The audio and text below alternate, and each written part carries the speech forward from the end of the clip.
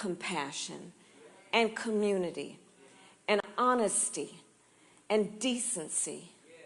The values that define the people of Greenville, the people of North Carolina, and the people like a fellow who I met recently. His name is Eddie Hunnell. And I'm going to tell you a quick story about Eddie Hunnell. So I met him in Charlotte the other week.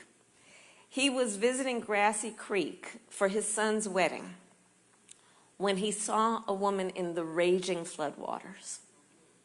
First, he tried to rescue her by canoe. When that didn't work, this man, perfect stranger, he's watching, he jumped in the river and pulled her ashore. And when I talked with Eddie about his act of courage, here's what he said to me. He said, well, I didn't feel I had a choice. But of course he had a choice. Of course he had a choice. But his choice was to take a risk for the sake of another. Didn't even reflect on the risk he might have been taking, right?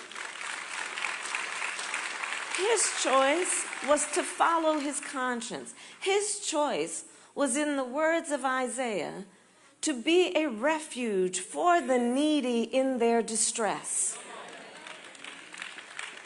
He chose to remember that we are all in this together. And if that is true during a terrible storm, it is also true when the storm passes. It is true in our everyday lives. When Paul wrote his letter to the church in Galatia, he knew folks might feel the weight of the burden of doing good, that they may feel a temptation to turn away from others in their time of need, to believe, what does it matter? But Paul reminded them and us that God calls us not to become weary of doing good. Because we each have the power, God tells us this, the power, each one of us, to make a difference.